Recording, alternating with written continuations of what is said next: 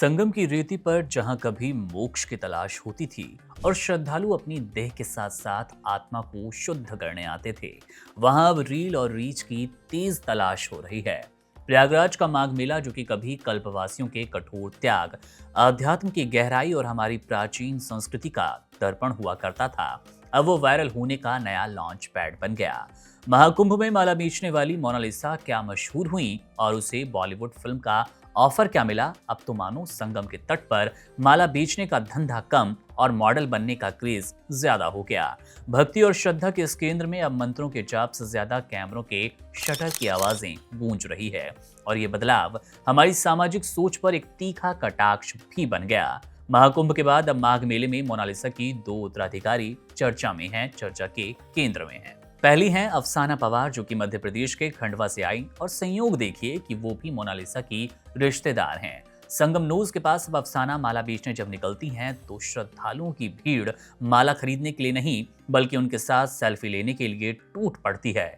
स्थिति ये है कि लड़कों की टोलियां उन्हें घेर लेती है और देखते ही देखते आध्यात्मिक मेला क्षेत्र किसी सेलिब्रिटी के रेड कारपेट में बदल जाता है। अफसाना खुद को मोनालिसा से कम भी नहीं मानती और लोग भी उन्हें नई मोनालिसा का खिताब देने में पीछे नहीं रहे।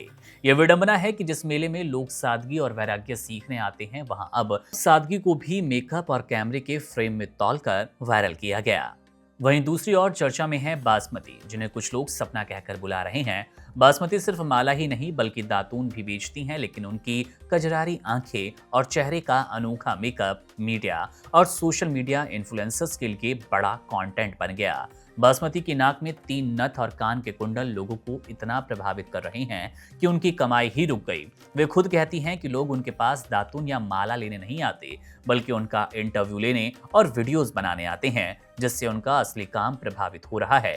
ये कितनी बड़ी विडंबना है कि एक गरीब लड़की अपनी आजीविका चलाने के लिए संघर्ष कर रही हैं और सोशल मीडिया की भीड़ उसे केवल अपनी व्यूअरशिप बढ़ाने का जरिया समझ रही है। ये पूरा घटनाक्रम उस दौर की ओर इशारा करता है जहां धर्म और संस्कृति अब केवल बैकड्रॉप बनकर रह गए। मोनालिसा की सफलता ने मेले में आई युवतियों के बीच एक ऐसी होड़ पैदा कर दी कि वे अब अपनी कला के सामने फीका महसूस करती हैं। अपनी कला या सामान से ज्यादा अपने लुक और वायरल होने की संभावनाओं पर ध्यान दे रही हैं। बॉलीवुड डायरेक्टर सनोज मिश्रा द्वारा मोनालिसा को फिल्म ऑफर करने के बाद संगम की रेती अब टैलेंट हंट का मैदान लगती है।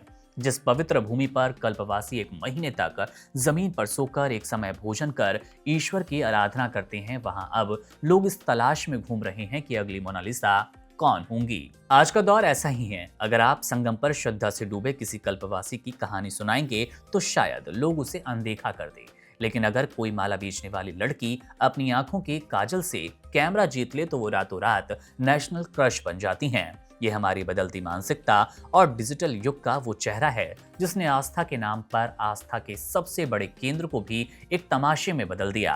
माघ मेले में अफसाना और बासमती के इर्द गिर्द घूमती ये भीड़ असल में आध्यात्म से दूर भागते उस समाज का एक हिस्सा बन गई, जिसे अब मोक्ष से ज्यादा सोशल मीडिया पर मिलने वाले लाइक्स में बड़ा सुकून मिलता है। संगम तट पर अब मालाएं बिके न बिके, लेकिन वीडियोस और रील जरूर बिक रहे हैं और यही आज के समय की सबसे बड़ी और कड़वी सच्चाई है। बहरहाल अब दो ये नई लड़कियां जो कि मोनालिसा 2.0 के नाम से जानी जा रही हैं, अफसाना और बासमती, क्या आपने भी इनके वीडियोस देखे? आपकी क्या राय है पूरे मामले पर? कमेंट बॉक्स आपके लिए ही है, अपनी टिप्पणी जरूर कीजिएगा। मेरा नाम है मुकुंद, आप बने रहिए वन इंडिया के साथ। शुक्रिया। Subscribe to One India and never miss an update. Download the One India app now.